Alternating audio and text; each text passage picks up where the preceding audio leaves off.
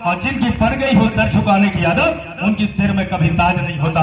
इसलिए साथियों कहते हैं कि हिम्मत करने से हार नहीं होती है और निकम्मे लोगों की कभी जय जयकार नहीं। हमारे युवा साथी भैया पुष्पेंद्र सिंह पटेल जी, जिला पंचायत सदस्य, आपके भी चरणों को नमन करता हूं। साथ में मंच पर मंचासीन श्रीमान लल्ला प्रसाद यादव जी, आपको भी नमन करता हूं।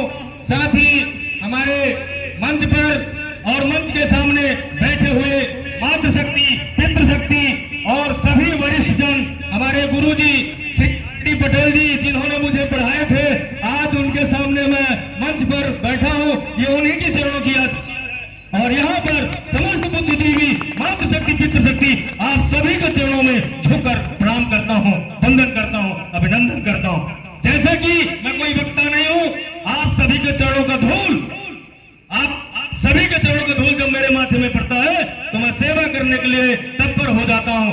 मैं ज्यादा कुछ नहीं कहूंगा, लेकिन शिक्षा वह शेरनी का दूध है जो उसे ग्रहण करेगा वह शेर जैसे दहाड़ेगा। हमारे पूर्व वक्ताओं ने अपने विचारों पर एक से एक बढ़कर अपनी विचार रखे हैं। साथियों, जैसा कि अभी हमारे गुरुजी ने भी अपने वक्तव्य में कह रहे थे कि पहली से 5वीं तक हम शिक्षा की बात करें, चूंकि हमारी उनकी जयंती है जिन्होंने देश में सबसे पहले शिक्षा की अलग जगाई। ऐसे शेरनी की जयंती में आप आए हैं, लेकिन मुझे कहते हुए अतिशक्ति नहीं होगा। यदि कोई रामलीला या नौटंकी होती तो ये महफिल पूरा भर जाता, लेकिन ज्ञान की चीजें हमें प्राप्त करना है तो ना जाने किस स्वाद की कमी है, हमारे लोगों को आने में शर्म आती है साथियों। लेकिन जैसा कि गुरुजी ने भी कहे कि पहली से 8वीं तक पास, फिर भी अंगूठा छाप। मतलब जब हमारे बच्चे, हमारे छोटे छोटे नन्हे मुन्ने बालक बालिकाएं जब स्कूल जाते हैं तो क्या होता है उनके साथ? बस्ता यानी झोले में क्या रहता है?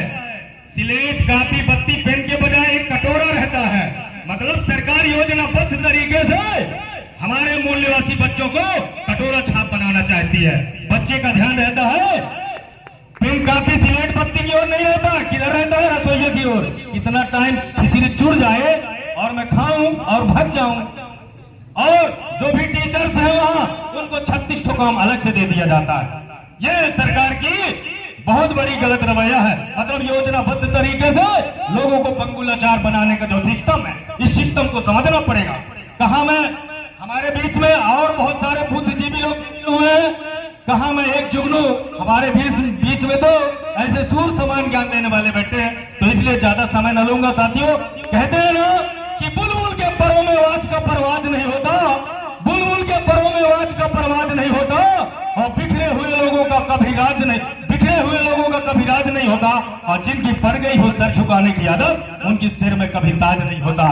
इसलिए साथियों कहते हैं कि हिम्मत करने से हार नहीं होती है और निकम्मे लोगों की कभी जय जयकार नहीं होती है। इसलिए अपनी वाणी को यह विराम देता हूं। आप सभी के चरणों को वंदन, नमन। जय भीम, जय संविधान, जय जोहार, जय भारत।